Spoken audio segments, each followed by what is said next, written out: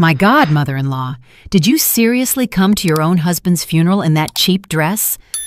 Tiffany Albright's voice cut through the solemn silence of the chapel like a harsh slap. It's embarrassing. You look like a pauper. All eyes instantly fixed on me. My simple, elegant black dress, which I had chosen specifically for its understated appearance, seemed to deeply offend my daughter-in-law. What she didn't know was that this supposedly cheap piece had actually cost me $80,000. "Tiffany, please, we're saying goodbye to Dad," whispered Marcus, my son, sounding strained, but my daughter-in-law had already found her audience. "No, Marcus, someone has to say it. I work in high-end boutiques. I recognize quality when I see it. And this," she pointed at my dress with unconcealed disdain, "this is a clearance rack special. Your mother has zero class." Her friends, Candace and Naomi, nodded like little sheep, whispering among themselves. The murmur of disapproval spread through the pews. I remained silent, hands clasped, pretending her words cut me deep. "Poor Elias," Tiffany continued, raising her voice even louder. "He must be turning over in his grave, seeing his widow didn't even have the respect to dress decently for his send-off. How humiliating for the entire family." Tears began to well up in my eyes, but they weren't tears of sadness. They were tears of pure, pent-up rage. This woman dared to humiliate me on the most painful day of my life, completely unaware that I was the owner of the very brand for which she worked as a mere sales associate. "Just look at her," she pressed on with her performance. "She can't even afford a decent dress. Marcus, you really should give your mother some money so she can buy something appropriate." I smiled inwardly. If she only knew that my closet held over 200 designer dresses, that my bank account had more zeros than there were days in the year, and that her pink slip was already signed and waiting in my private office. My daughter, Brielle, gently touched my arm and whispered, "Mom, don't listen to her. She's being cruel." But I needed to hear more. I needed Tiffany to keep digging her own professional grave. "You know what, Marcus?" Tiffany directed her voice dramatically toward her husband. "When we have children, I hope they never end up like your mother. So utterly basic." She gave me a pitiful look. "Look at her. She doesn't even know how to dress for such an important occasion." The snickers from her friends grew louder. Candace even dared to comment, "It's true, Tiff. I work in retail too, and that dress couldn't have cost more than $100. If they only knew that the mother-of-pearl buttons on my dress alone cost $500 each." "Exactly, Candace," Tiffany retorted. "That's why I say she has no class. At the boutique where I work, we cater to sophisticated clients, women who truly understand fashion and elegance, right?" She gestured toward me dismissively. My son, Marcus, looked intensely uncomfortable but didn't say a word. Typical. He'd always been a coward when it came to confronting his wife. "Tiffany, that's enough," Brielle finally intervened, her voice firmer. "No, let her be," I said finally, my voice sounding soft and slightly broken. "She's right. I don't understand these elegant things like she does." Tiffany smiled triumphantly. "At least you admit it. Look, mother-in-law, it's not your fault you were born without good taste, but you could at least make an effort not to embarrass the family in public." Her friends applauded discreetly. Naomi added with false sympathy, "Oh, the poor thing. It must be hard not having the resources to dress appropriately." "Precisely," Tiffany continued, emboldened. "Imagine showing up to your own husband's funeral dressed like you're running to Walmart for groceries. She just has no common sense." The whispers intensified throughout the chapel. I could hear fragments. What a shame. The poor woman. How embarrassing. Perfect.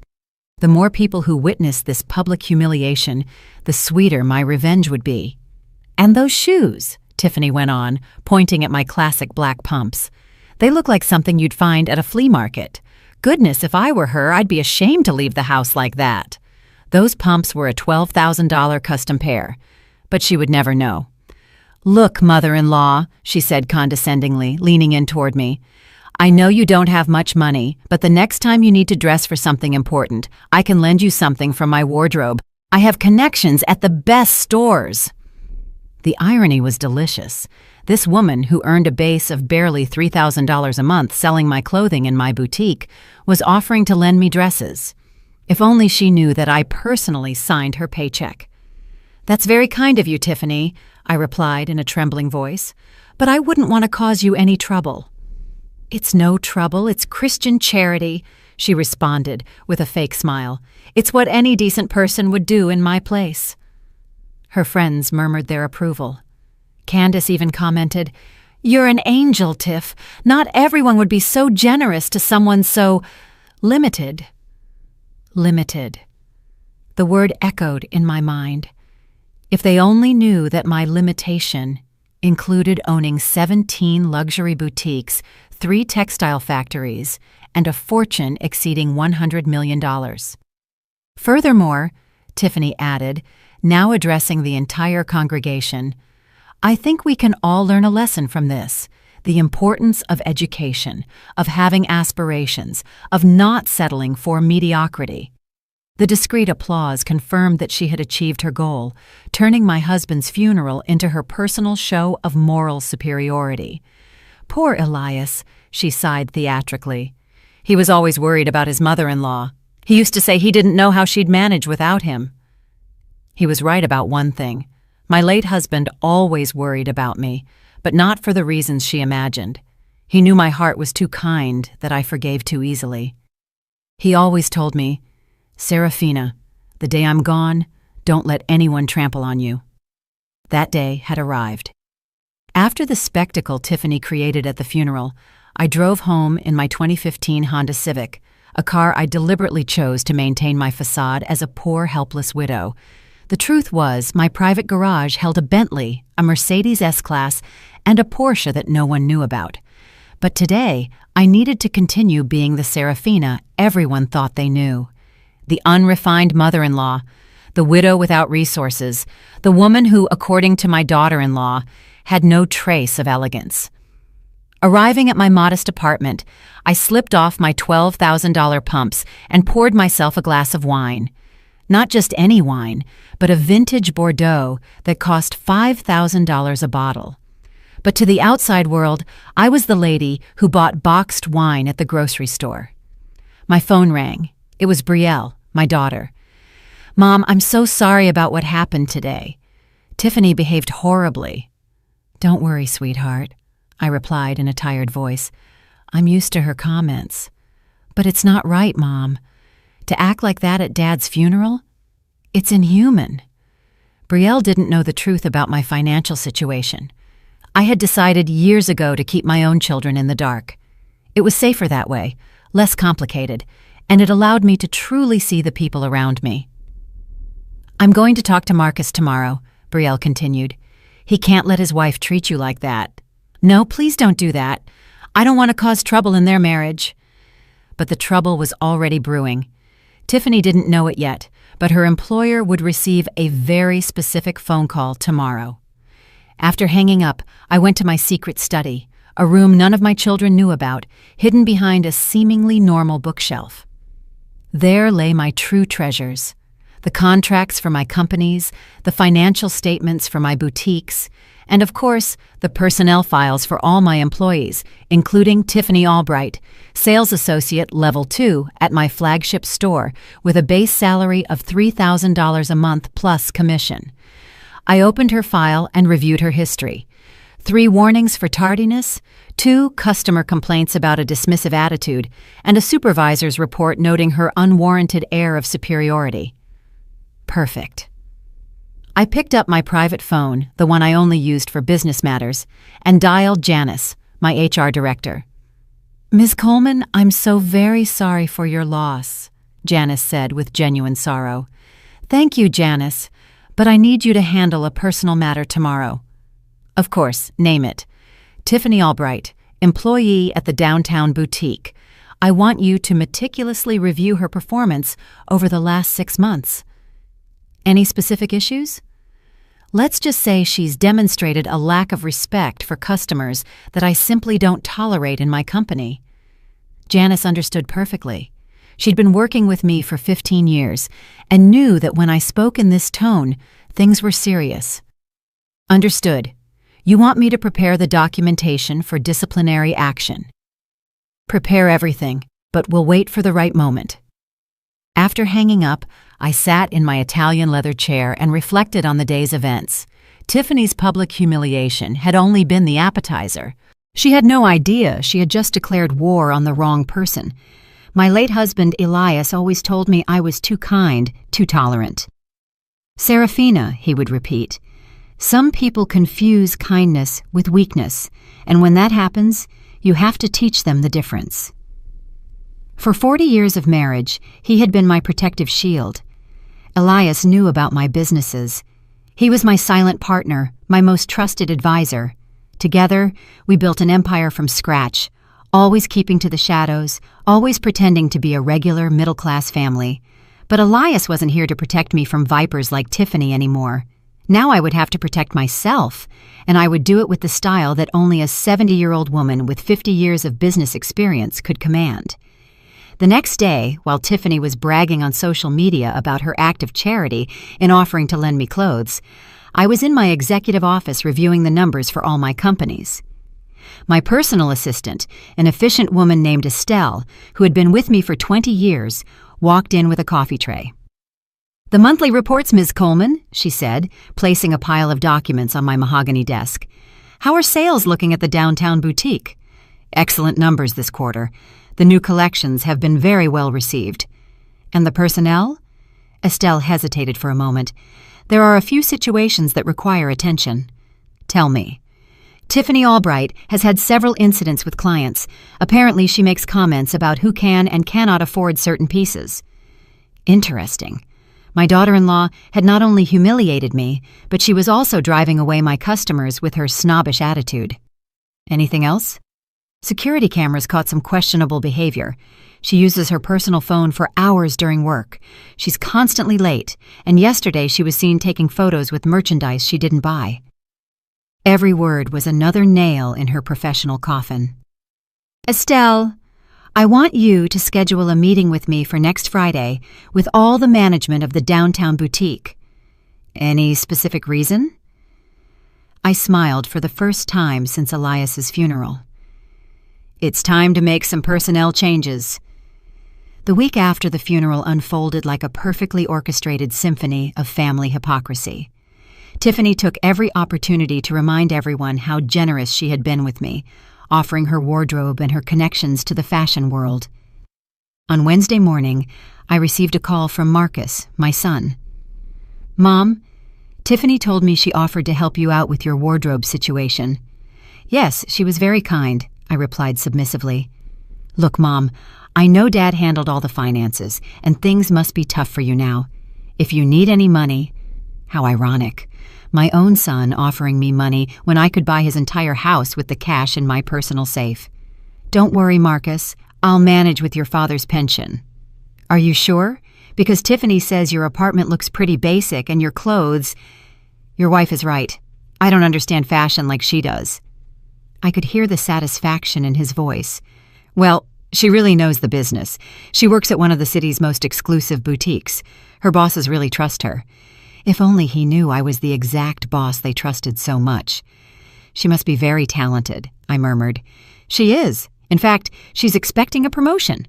Her supervisor told her there's a chance she'll be moved up to junior manager." Interesting information.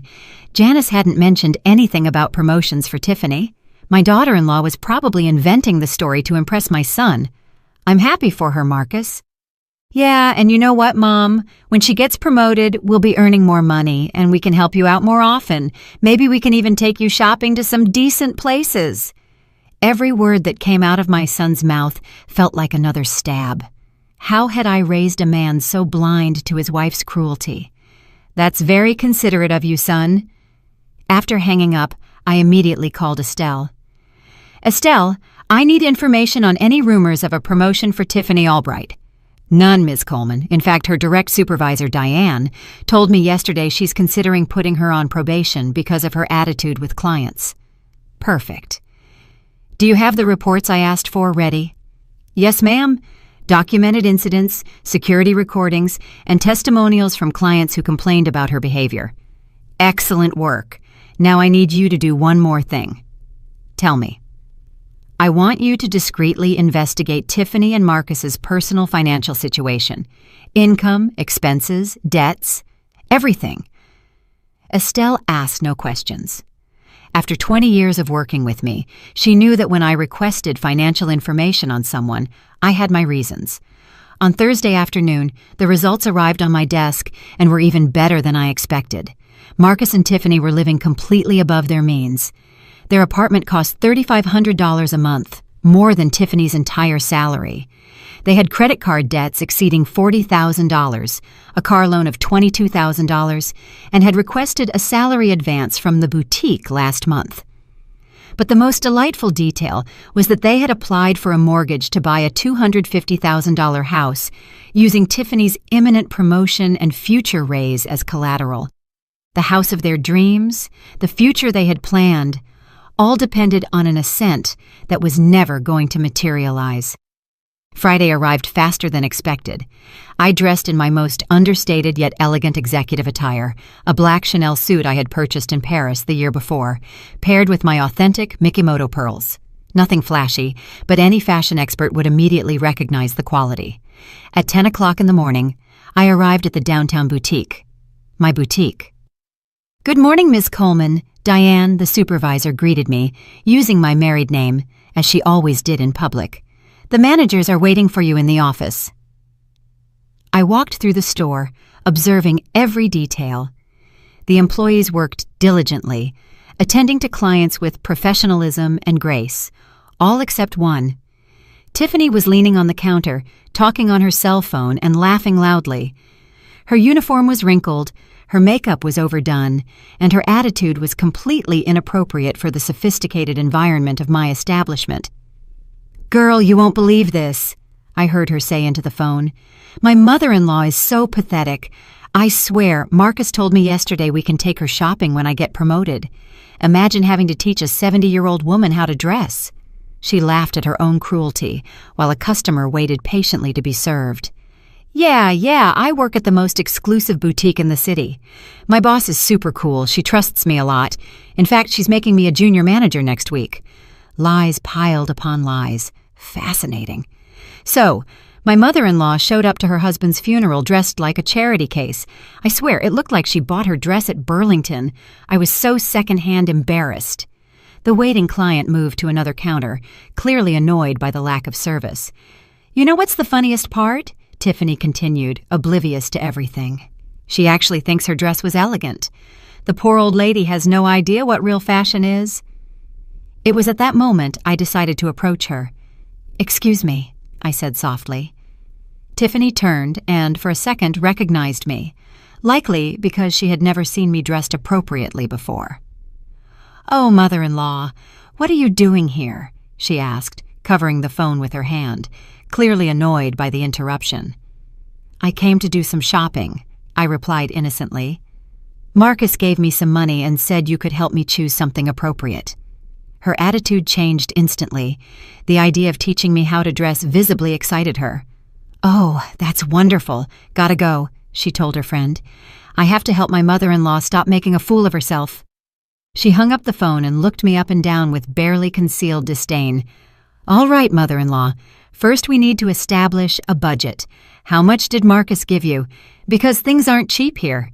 It's not like that flea market you usually shop at." "Marcus gave me $500. I lied. Tiffany laughed. $500! Oh my God, with $500 here, you can barely afford a pair of earrings. But fine, let's see what we can do with so little. She led me to the accessories section, the cheapest part of the store. "Look, mother-in-law, these scarves are on sale. They're $200 each, but they're very pretty. They could add a touch of class to your style."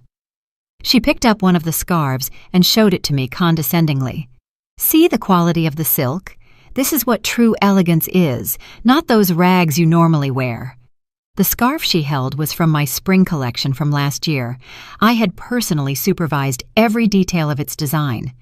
"It's very beautiful," I admitted. "Right? I have a good eye for these things. That's why my bosses are going to promote me. They recognize my talent." Just then, Diane approached us. "Tiffany, Ms. Coleman is waiting for you in the office." Tiffany paled slightly. Miss Coleman, my boss is here? Yes, she arrived a few minutes ago. She said it was urgent. I could see the panic in Tiffany's eyes. But I'm helping a client. I'll take care of the lady, Diane intervened diplomatically. Tiffany looked at me with annoyance. Mother-in-law, I have a very important work matter to attend to. I'll be back in a few minutes to keep helping you. Yes, of course, dear. Go attend to your important matters. I watched her nervously walk away toward the offices on the second floor, completely unaware that she was heading straight for her professional destruction. While Tiffany nervously went up to the office where she thought I would be meeting with her as an employee, I stayed downstairs, savoring the irony of the situation. Diane, my trusted supervisor, approached me with a knowing smile. "How was the performance, ma'am?" she asked in a low voice. "Better than I expected. That woman just sealed her professional fate with her own words. The security recordings caught the entire phone conversation and her behavior toward you. Do you want me to go up now?" "Let's wait a few more minutes. I want her to get good and nervous wondering where I am." Meanwhile, I decided to take a walk through my store, observing how it functioned without my visible presence. The employees worked professionally, serving every customer with courtesy and knowledge, all except the one who had just gone upstairs. I approached one of the younger sales associates, a girl named Chloe, whom I had hired 6 months ago. "Excuse me," I said, pretending to be a regular client. "What do you think of the service from the young woman who was here a moment ago, the one with the curly hair?" Chloe looked up nervously before answering. "You mean Tiffany?" "Yes, I think that was her name." The girl hesitated for a moment, clearly uncomfortable. "Well, it's not my place to comment on my colleagues. Just curious." She seemed very confident. "Look, ma'am, I'd rather help you. What can I get for you?" Her diplomacy impressed me. She was exactly the type of employee I valued: professional, discreet, loyal. "I'm actually just waiting for someone, but tell me, have you worked here long?" 6 months. It's my first job in luxury retail, and I really love it." "And what's the work environment like?" Chloe glanced toward the stairs again. "Most of my colleagues are wonderful, very professional, always willing to help. But—" She stopped. "But I shouldn't say this, but some people think working here gives them the right to treat others badly, as if the boutique's glamour went to their head." Exactly what I suspected. "Have you seen specific situations?" "Well, I've seen how some employees judge customers by their appearance before serving them, as if they decide who can and cannot afford to shop here. That goes against everything we were taught in training." "And what did they teach you in training?" "That all customers deserve the same respect and attention, regardless of how they look or dress. That our boss, Ms. Coleman, says that true elegance comes from respect and humility, not arrogance." My heart swelled with pride. My values were being transmitted correctly, at least to the employees who were worth keeping. "Your boss sounds like a very wise woman." "She is, although I've never seen her in person. Everyone raves about her. They say she started from the bottom and built this empire with hard work and solid principles." Just then, I saw Tiffany descending the stairs with a look of utter confusion. She walked directly toward me. "Mother-in-law? Didn't anyone serve you yet? What terrible service," she said, clearly frustrated at not having found her boss upstairs. "This young lady was taking very good care of me," I replied, gesturing toward Chloe. Tiffany looked at Chloe disdainfully. "Oh, she's new. She doesn't know anything. I'm the expert here. I've been here longer and have more experience." Chloe discreetly stepped away, but I could see in her eyes that she had perfectly understood the kind of person Tiffany was. "Did you find your boss?" I asked innocently. "No, it seems she had to leave, but it doesn't matter. She was probably just going to tell me about my promotion. She always seeks me out for important things." The lies kept accumulating. "Well, in the meantime, we could continue looking at clothes for me." "Of course, mother-in-law, but first let me tell you something important. When I get promoted to manager, I'm going to implement a lot of changes here, especially in customer service." "What kind of changes?" "For example, I'm going to establish a dress code for clients. We can't have just anyone walking in here dressed any old way. This is a luxury boutique, not a bargain mart." Every word was more revealing than the last. And if someone doesn't meet your code? Well, I'll politely suggest they go to stores more appropriate for their level. It's for everyone's good. The real clients feel uncomfortable when they see people who clearly don't belong here. Interesting philosophy, I murmured. Exactly. My boss will be so proud when she sees how I improve the store's image. She'll probably give me a bonus for the initiative. She led me to the most expensive dress section of the store, ironically toward my own most exclusive creations. Look, mother-in-law, these dresses are gorgeous, but they are obviously out of your budget. They cost between $5,000 and $15,000 each. She picked up one of my favorite designs, a champagne-colored gown with hand-embroidered details. See this quality? This is true haute couture. I have a similar one at home. A very important client who was thrilled with my service gifted it to me. Another lie. Employees were strictly forbidden from accepting client gifts, and I personally reviewed all sales reports. It's lovely, I admitted, touching the fabric. Yes, but it's definitely not for you. We need to find you something more realistic, something that matches your current style. She directed me toward a back section where clearance items from past seasons were located. Here are things more in your price range. Look, this gray dress is marked down to $400. It's perfect for ladies your age. The dress she was showing me was indeed from my collection, but from 3 years ago, a design I had discontinued because it didn't meet my quality standards. What do you think of this dress? I asked her. Honestly, it's not much, but for someone like you, it's fine. You don't have the figure or the presence to wear the truly exclusive pieces. Her words hurt me, but not for the reason she thought. It hurt to know that such a cruel and superficial person worked at my company, representing my values to the public. You know what, Tiffany? I said finally. I think you're right about my lack of style. She smiled triumphantly. I'm glad you recognize it. It's the first step toward improvement, but I have one question. Tell me. What would happen if someone pretended to be poor but actually had a lot of money? How should you treat that person? Tiffany laughed. Oh, mother-in-law, that only happens in the movies. Rich people don't walk around disguised as poor people. That's ridiculous. But hypothetically, if someone comes in here dressed like you, they definitely don't have money. It's impossible for someone with real resources to dress so basically. I see. Besides, why would a rich person pretend to be poor? It makes no sense. People with money want it to show.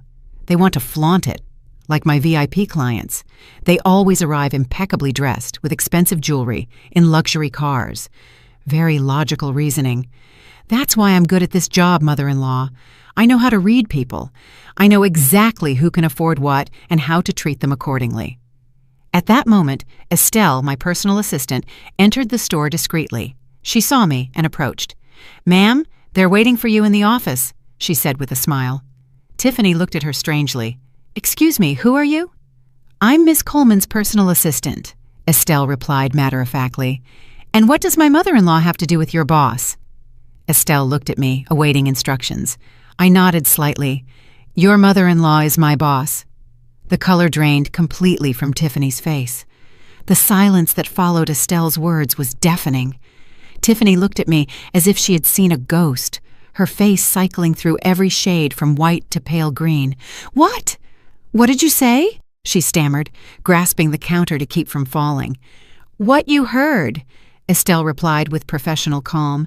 "Ms. Serafina Coleman is the founder and owner of this chain of boutiques." Tiffany spun around to face me, her eyes wide. "No, it can't be. You live in that small apartment. You drive that old Honda. Your clothes—" "My $80,000 clothes," I interrupted gently. "The dress that bothered you so much at my husband's funeral." "$80,000," she repeated like an echo, unable to process it. "The same dress you considered clearance rack material, the same $12,000 pumps you said looked like they came from the flea market." Her words came out in broken gasps. But I've been working for you for 2 years." "That's right. And during those 2 years, I've received multiple reports about your inappropriate behavior with clients." Estelle pulled a folder from her purse. Would you like me to read the reports, ma'am? Please, Estelle. I think Tiffany needs to hear exactly what her supervisors have documented about her. Tiffany slumped into a nearby chair, completely in shock. Report from March 15th, Estelle began. Client complained that employee Tiffany Albright ignored her for 20 minutes because she determined the client did not have the economic profile to shop at the store. No, that's not... Report from April 22nd. A 60-year-old client was treated with contempt and condescension, being directed only to clearance items without being asked her preferences or budget. Each report was a slap of reality to Tiffany's face. Report from May 8th. Employee was seen using her personal phone for 2 hours of her shift, ignoring multiple customers. I can explain. What are you going to explain, Tiffany? I asked, my voice tranquil but heavy with authority.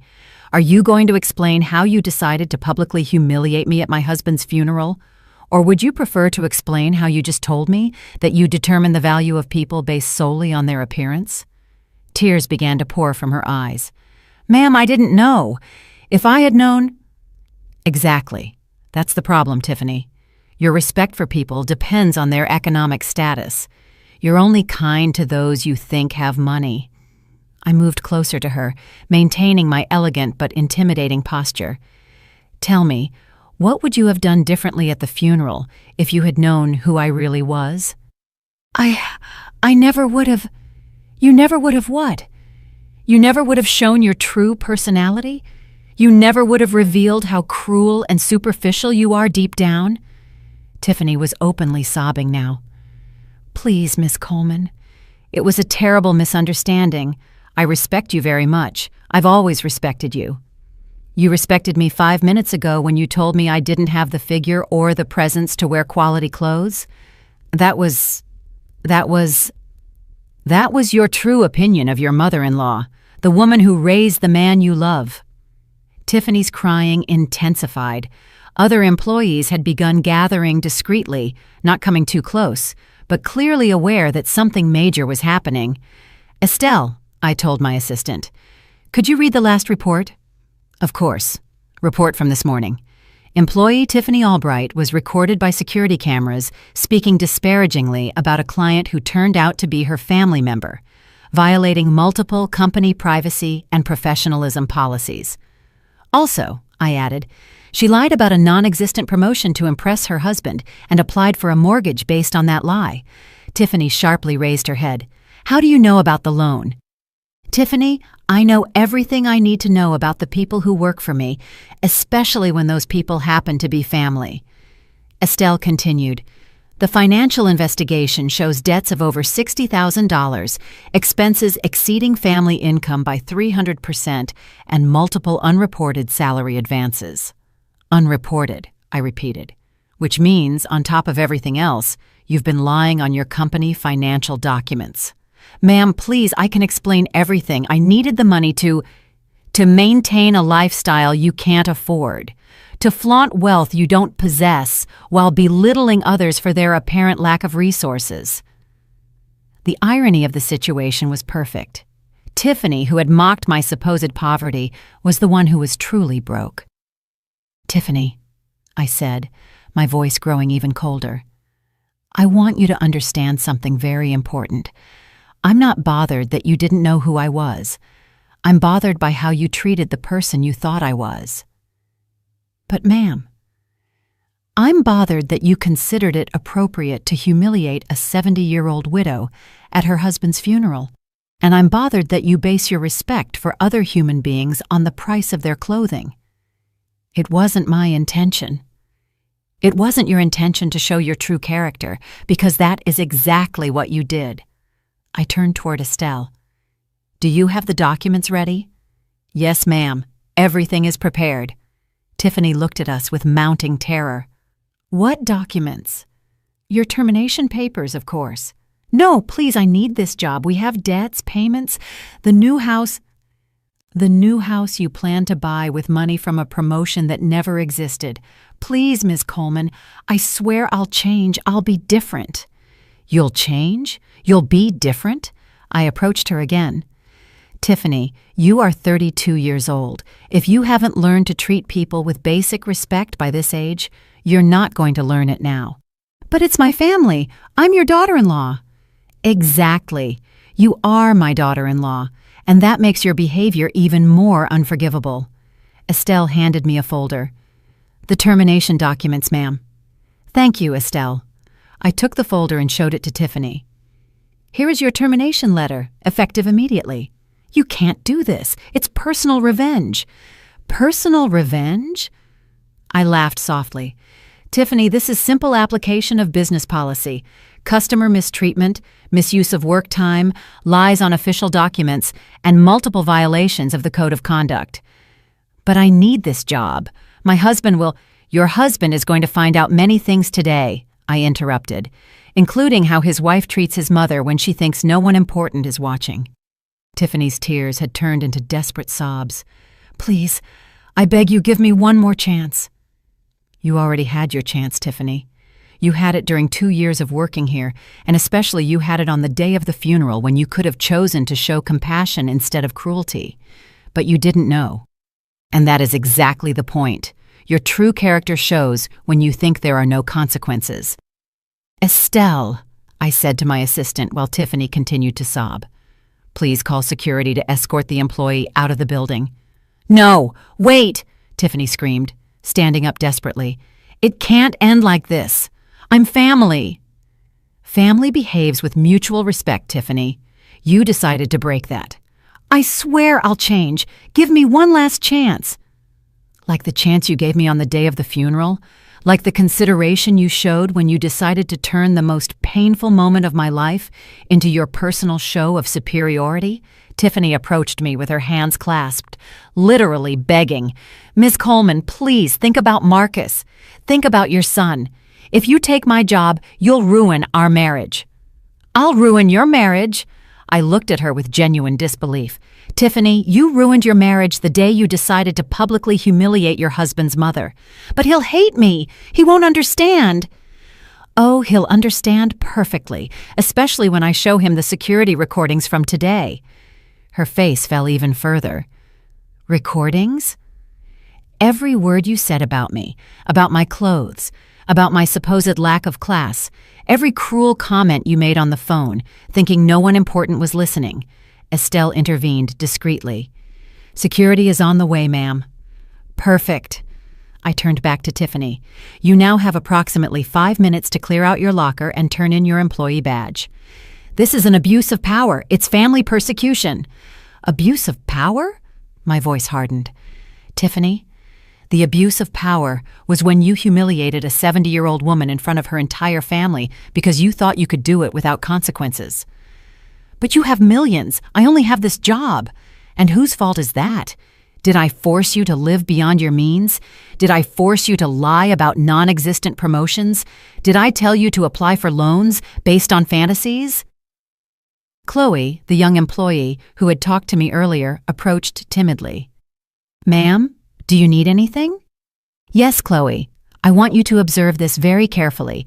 This is a lesson on why we treat all customers with the same respect, no matter how they look. Tiffany looked at me with pure hatred. You're going to use this for lessons? Exactly. Your behavior will serve as the perfect example in our future training sessions on what not to do. It's humiliating. Humiliating? I laughed without humor. Tiffany, you humiliated me at my husband's funeral in front of my family, my friends, people I'd known for decades, and you did it for sport. I was only trying to help her. Help me? By calling me classless, telling everyone I looked like a pauper? The other employees had now gathered closer, clearly fascinated by the drama unfolding.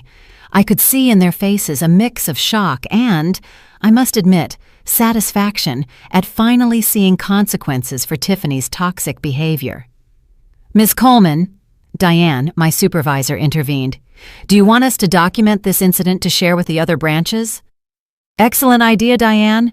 Let it serve as a warning about the consequences of mistreating customers. Tiffany turned to Diane desperately. Diane, you know I'm a good worker. Say something.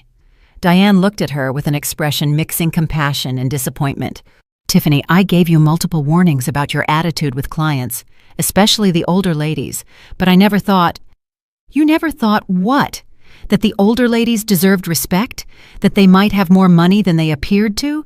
That they might be connected to important people? It's not that. Then what is it, Tiffany? I asked directly. Explain your philosophy of life to me. Explain why it's okay to mistreat people you consider inferior. I don't consider them inferior. Then why did you treat me as if I were? Why? She stopped, clearly unable to answer without admitting her true nature. Because you thought you could do it without consequences, I completed for her.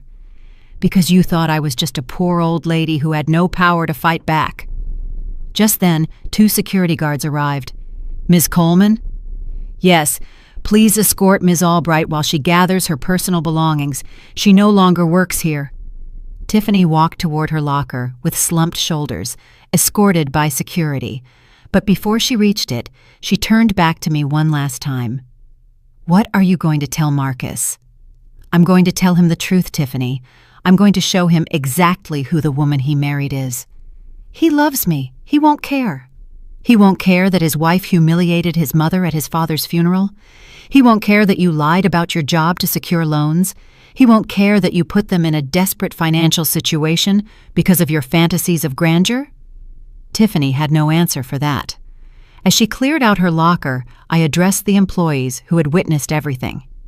I want you all to understand something very important, I said. In my stores, we treat every customer as if they were the most important person in the world, regardless of how they dress or how much money they appear to have. They all nodded solemnly. And do you know why? Chloe timidly raised her hand. Because it's the right thing to do? Exactly, Chloe. Because it's the right thing to do, but also because we never know who the person standing in front of us truly is. Like you today? Another employee asked. Like me today, but more importantly, like anyone who walks through that door. Every customer deserves respect, kindness, and professional attention. Estelle approached me again. Ma'am, would you like me to prepare a meeting with Marcus for this afternoon? Yes, Estelle. It's time for my son to know the whole truth. Tiffany, who had heard this while stuffing her belongings into a box, ran toward me. No, please, don't tell Marcus anything. Let me explain it to him. You're going to explain it with more lies? No, I'll tell him the truth. What truth, Tiffany? The truth about how you treated me? The truth about your debts? The truth about the fake promotion? Everything. I'll tell him everything. Too late. You had 2 years to tell the truth. You had an opportunity to apologize after the funeral. You chose to lie every time. The guards escorted her toward the exit, carrying her box of belongings. At the last moment, she turned and yelled, "This isn't over! I'll fight this!" Please do, I replied calmly. It will be interesting to see how you explain your behavior to a judge. A judge? Oh yes, Tiffany. Defamation, creating a hostile work environment, fraud on business documents. I have enough evidence to keep you busy in court for years. Her face went completely white before the guards finally ushered her out of the building. Once she was gone, silence filled the boutique. The employees looked at me with a mixture of respect, admiration, and a little bit of fear. Well, I said finally, I think we've all learned something valuable today. Diane approached. Ms. Coleman, would you like me to call HR to start the replacement process?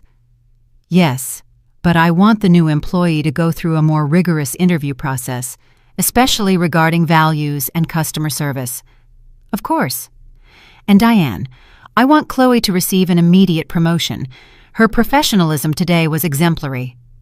Chloe blushed and smiled timidly. Thank you, Ms. Coleman. Don't thank me yet. With the promotion comes more responsibility. I left the boutique feeling strangely empty. The revenge I had planned was complete, but now I had to face the hardest part, explaining to my son why I had destroyed his wife's career. But that would come later. For now, I had to prepare the evidence I would show Marcus that very afternoon. At 5 o'clock that afternoon, Marcus arrived at my apartment, his face distraught. He had received my call 2 hours earlier when I urgently asked him to come over because I needed to talk to him about something very important concerning Tiffany. "Mom, what happened?" "Tiffany came home crying, saying she was unfairly fired and that you had something to do with it." "Sit down, Marcus. What I'm about to tell you is going to change a lot of things." My son sat on the sofa, where he had played so many times as a child, where he had come to me for advice during his teenage years. Now, at 35, he looked completely lost. "Mom, Tiffany told me something really strange. She says you own the boutique where she worked. That's impossible, right?" I took a deep breath.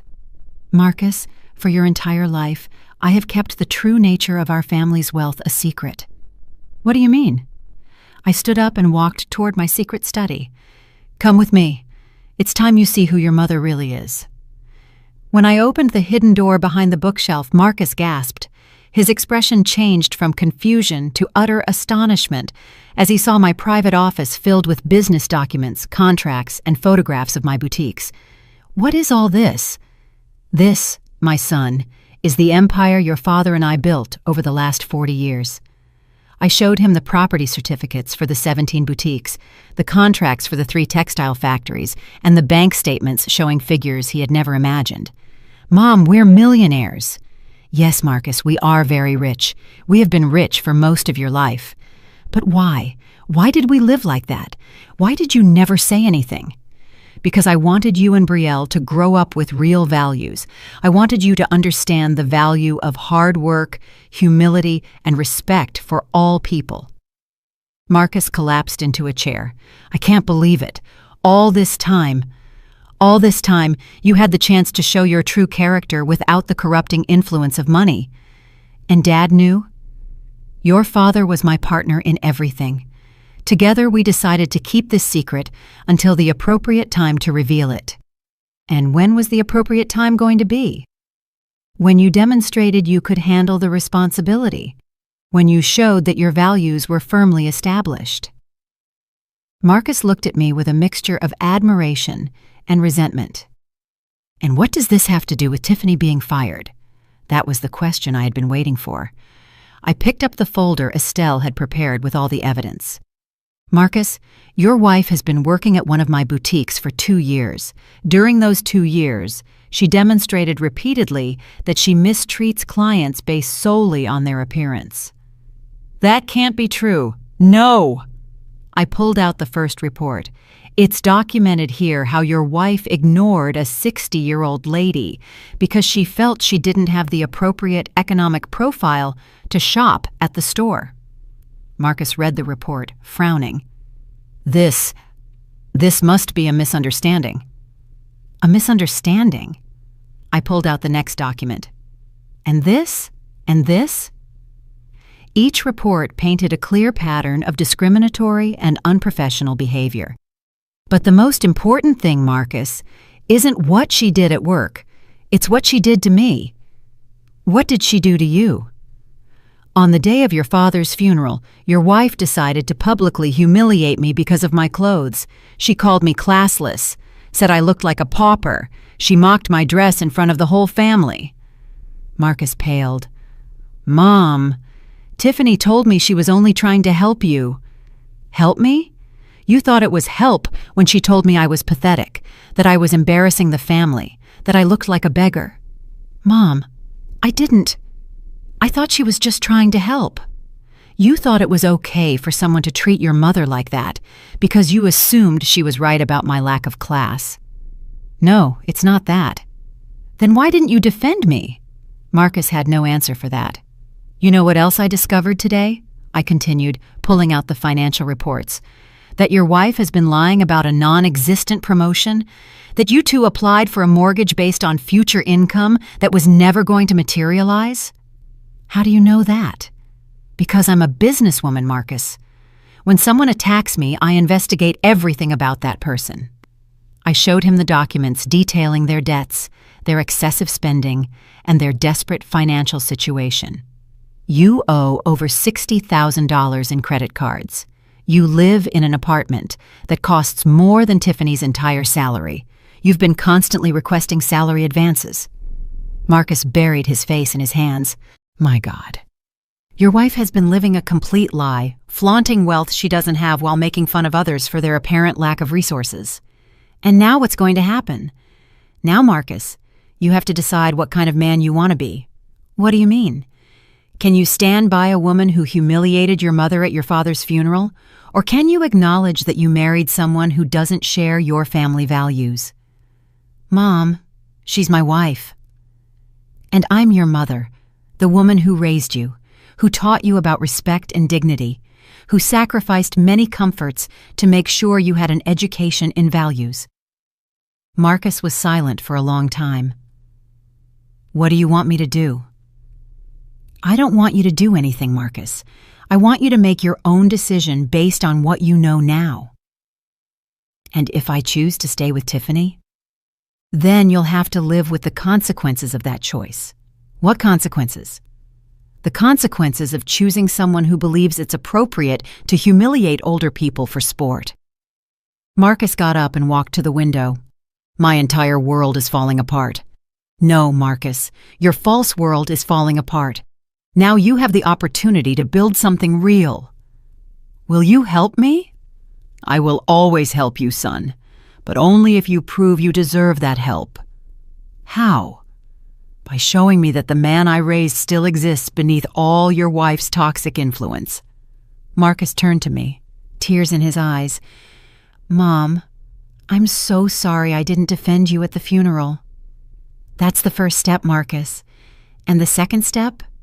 The second step is that you decide if you want to remain married to a woman who thinks it's okay to mistreat vulnerable people." Marcus nodded slowly. "I need time to think."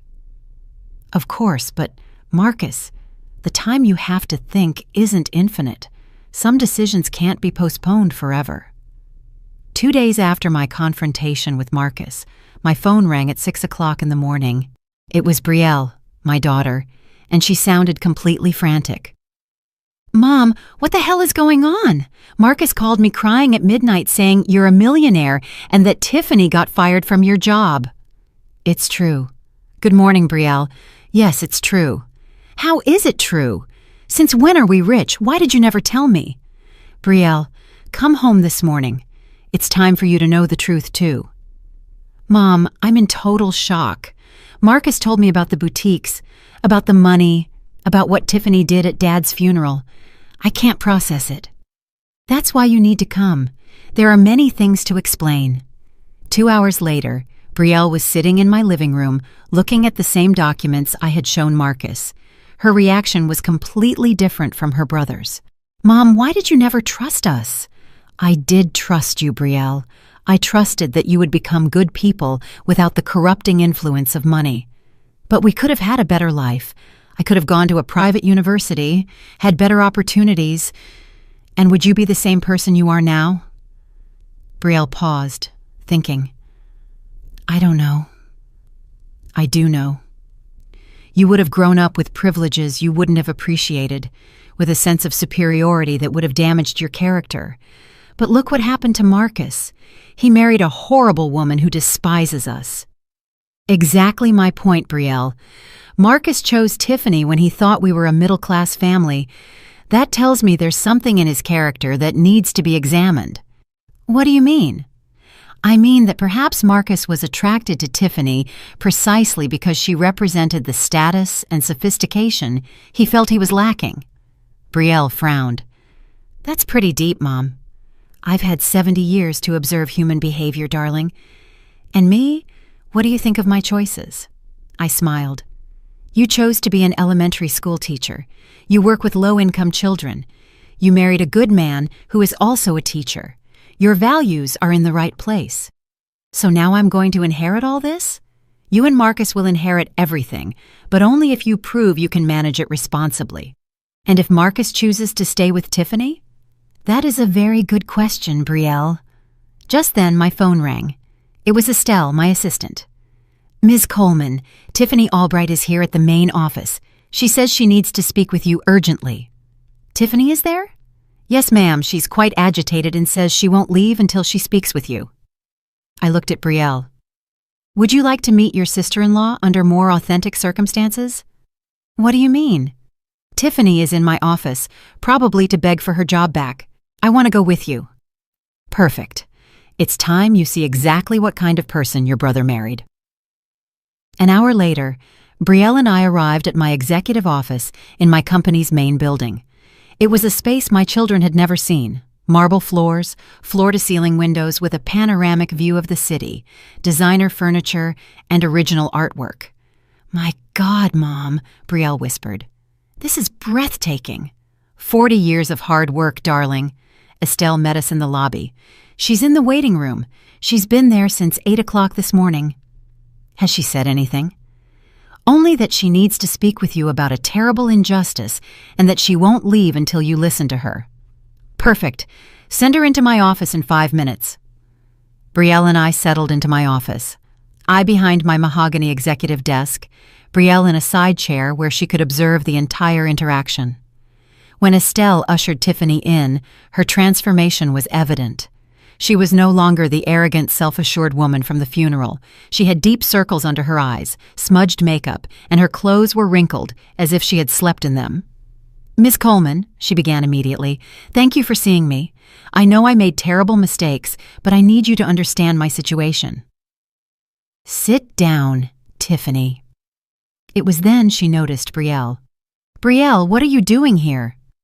Hello, Tiffany. I'm here learning about people's true character. Tiffany flushed but turned back to me. Ma'am, I've come to ask for a second chance. I know I behave badly, but I can change. You can change? Yes, completely. I can be different. Tiffany, tell me exactly what you think you did wrong. Well, I shouldn't have spoken that way about you at work, that's all.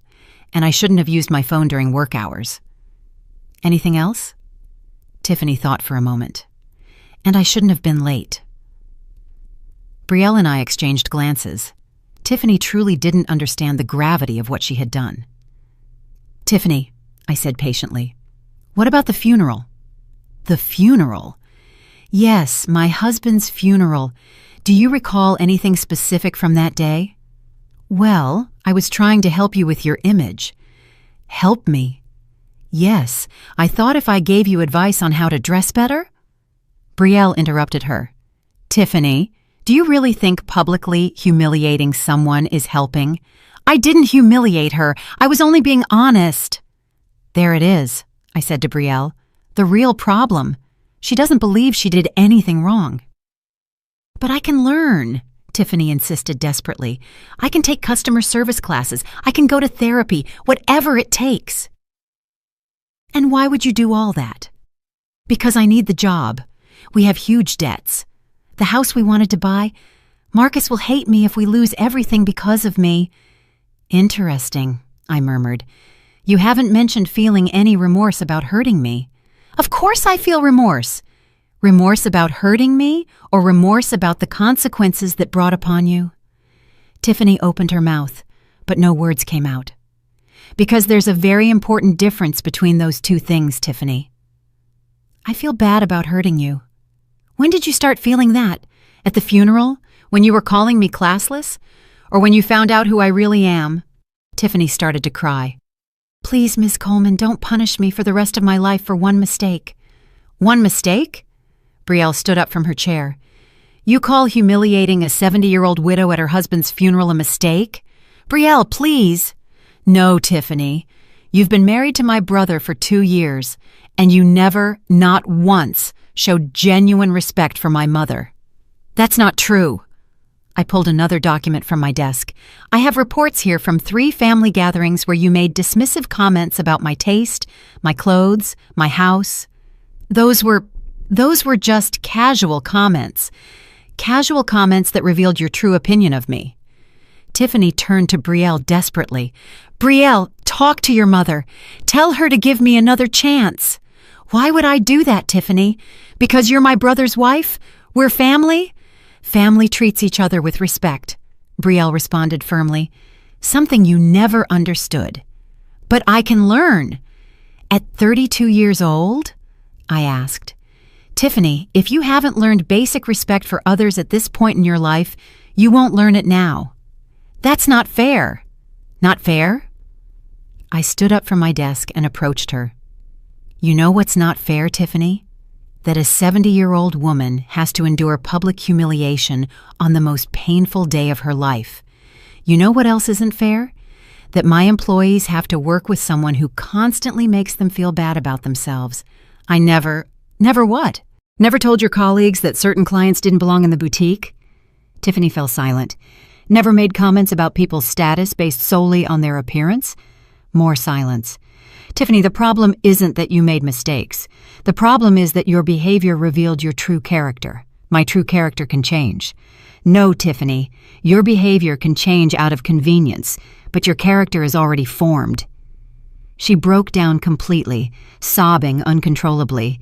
Then there's nothing I can do? There is something you can do. She lifted her head, hopeful. What? You can be honest with Marcus about who you really are. What do you mean? You can tell him that you married him because you thought you could mold him, that you always saw his family as inferior, that you lied about your job to impress him. That's not true. No. Then explain why you never invited Marcus to your work events if you were as successful as you claimed. Tiffany couldn't answer. Explain why you never introduced me to your bosses if you had such a good relationship with them. Total silence. Explain why you lied about a promotion that never existed. I wanted Marcus to be proud of me. And humiliating his mother was supposed to help with that? Finally, Tiffany understood there was no escape. Tiffany, I said, in a voice that was firm but not cruel, I'm going to give you one last opportunity to show some dignity in this situation. What do you mean? Go home, sit down with Marcus and tell him the complete truth about who you are, what you've done, and why you did it. And if I do that, you'll give me my job back? No. Her face fell. Then what's the point? Because it's the right thing to do, Tiffany. For the first time in a long time, you have the opportunity to do something simply because it is right. But I need to work. You'll find another job, but you will never work in any of my companies again. And if Marcus leaves me? That is a decision he has to make based on complete information. Tiffany slowly rose, defeated. You win, Ms. Coleman. You've destroyed me completely. No, Tiffany. You destroyed yourself. I simply refused to remain your victim. After she left, Brielle and I sat in silence for several minutes. Mom, Brielle finally said, do you think Marcus will leave her? I don't know, darling, but I hope so. And if he doesn't, then I'll know I didn't raise the man I thought I raised. That night, Marcus called. His voice was broken, tired. Mom, Tiffany told me everything. Everything. The lies about her job, the debt she hid, what she truly thinks of our family. And she also told me something else. What? She told me that during our entire marriage, she never felt you were good enough for me. My heart broke a little. I see. Mom, I'm so sorry I was so blind. I'm sorry I failed you when you needed me most. And what are you going to do now, Marcus? I already did it. I asked her for a divorce. I felt a mix of relief and sadness. How do you feel? Devastated, but also liberated, as if I've been carrying a weight I didn't know I had. That's normal, son. Can I come see you tomorrow? There are many things I need to talk to you about. Of course, Marcus, always. The next day, my 2 children were sitting in my living room, now fully aware of the truth about our family. It was strange, after so many years of secrets, to have everything in the open. Mom, Marcus said, I want to formally apologize, not just for not defending you at the funeral, but for all the years I didn't fully appreciate what you had done for us. I want to apologize too, Brielle added, for questioning your decision to keep the secret. I understand now that you gave us something more valuable than money. You gave us real values. Your apologies are accepted, but they weren't necessary. You both acted with the information you had at the time. And now what? Marcus asked. How do we proceed from here? Now, I told them, standing up to walk to my desk, it's time for you to learn about your inheritance. I showed them the documents I had prepared years ago, dividing my empire equally between them, but with specific conditions. Marcus, you will inherit the boutiques and the textile factories, but there is a condition. What is it?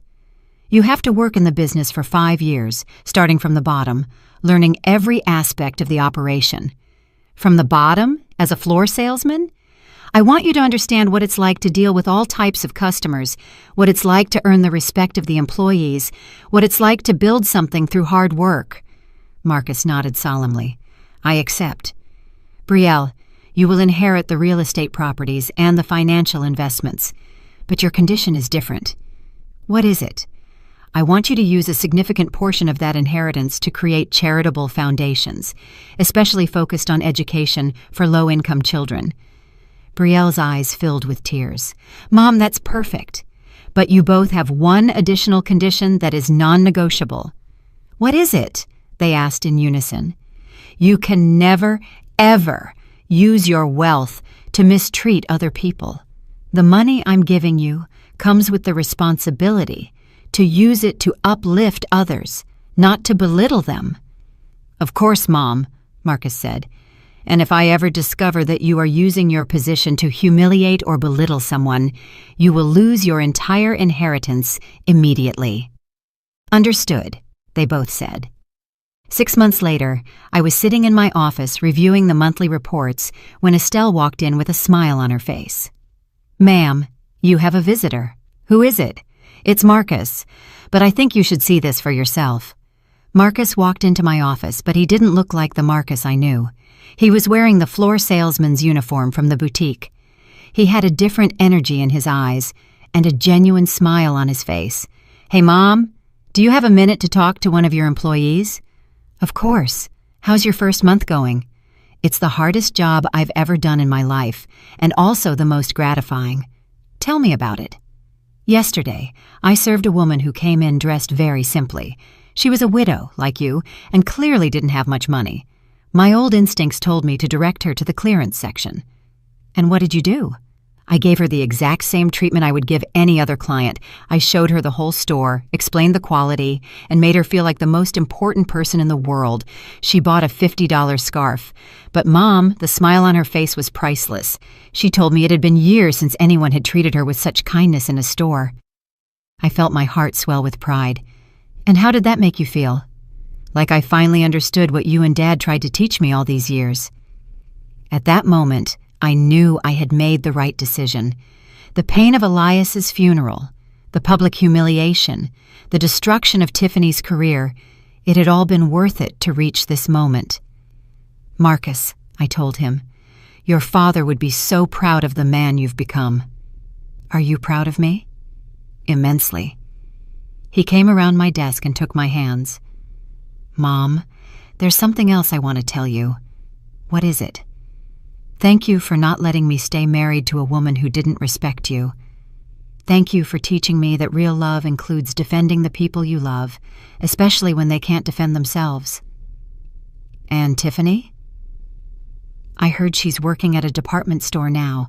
From what I know, she's struggling financially, but that's not my responsibility. Do you feel bad about that now? I feel bad about the time I lost being blind to her true nature, but I don't feel bad about the natural consequences of her actions. 3 months later, I received an unexpected call. It was Tiffany. Ms. Coleman, I know you probably don't want to talk to me, but I wanted to thank you. Thank me? For teaching me the hardest lesson of my life, for showing me that actions have real consequences. And what have you learned, Tiffany? That respect isn't based on how much money someone has. That true elegance comes from how you treat people, especially those who can't help you in any way. I'm glad to hear that. Ms. Coleman, I know I don't deserve your forgiveness, but I wanted you to know that I genuinely regret all the pain I caused you, and the lesson you taught me has made me a better person. I hung up the phone feeling completely at peace. The revenge had been sweet, but the true satisfaction came from knowing that I had protected the values my husband and I had built over a lifetime. That night, as I watched the sunset from my office, I thought of Elias. My love, I whispered. I finally learned to defend myself, and our children are going to be just fine. Justice had arrived not just as vengeance, but as education, and that was the most important lesson of all. Did you like my story, and which city are you listening from? Let's meet in the comments. If you liked the story, you can support me by sending a super thanks so I can keep bringing more stories like this. Thank you so much for your sweet support. I'm looking forward to your comments on the story. On the screen, you can see 2 new life stories that I highly recommend. There's so much more on my channel. Don't forget to subscribe. See you in the next life story with love and respect.